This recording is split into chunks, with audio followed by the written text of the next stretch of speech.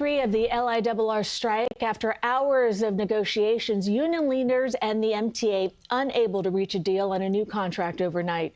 Both sides are expected to resume talks. A few minutes ago, around 7:30, they went in. Joining us now is Levy, Executive Dean of the National Center for Suburban Studies at Hofstra University. Thank you so much for joining us this morning. The LIRR says that it carries about 250,000 passengers each weekday. So how significant is the impact when a system this size shuts down?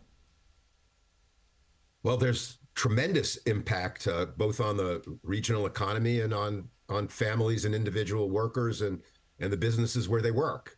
The controller had estimated even before they went on strike that you're looking at a 70 million, it's with an M, impact on the economy every day that people are out. And, you know, for somebody who's used to getting to work in a certain way and paying a certain amount, some of the hail riding services are being accused by a lot of people on social media of gouging and surge pricing this at a time when people are looking for alternatives. So it's kind of ugly out there. It's a mess on the roads.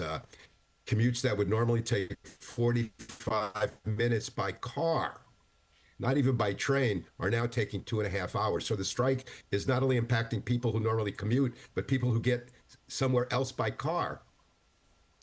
Yeah, and this strike, it's so unusual because the last one was back in 1994. So what were the biggest challenges during that walkout, and are there any lessons the state can use today? Well, the world was pretty different back then. The big change, obviously, for workers and their employers is that nowadays you can work remotely. So, and we're still trying to figure out what impact that's having, even on the politics of this thing, because sometimes once strikes happen, it takes a lot of pain on both sides to get people to come together and sometimes find a solution when it becomes unbearable. That in this case, perhaps the public, the commuters, the people who own businesses and need their workers start putting pressure on their elected officials.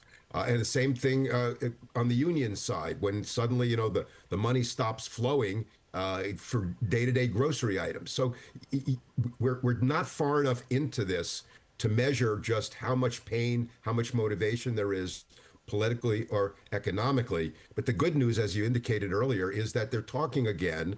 They were urged by the National Mediation Board, which had stepped away earlier, to come together, and they are in fact talking now. All right, that's good. You know, the one back in 94, it was just a 2-day strike, so we're already at 3 for this one. Many writers, you know, they're likely turning to the subway during this work stoppage. What kind of pressure could that put on the rest of the region's transportation systems? Well, it adds, as I said earlier, it adds to the roads. People decided, well, I'm not going to do the train. I'm going to try to drive in to a bus stop or all the way in to Manhattan. That's puts a tremendous amount of pressure on parking lots.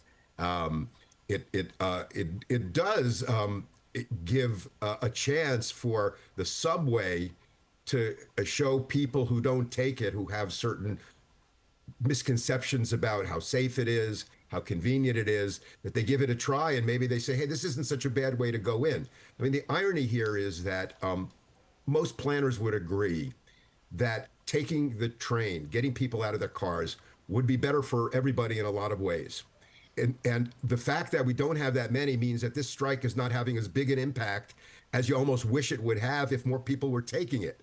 Right now, they're going to have to deal with the immediate impact of how do I get to my job? How do I shop?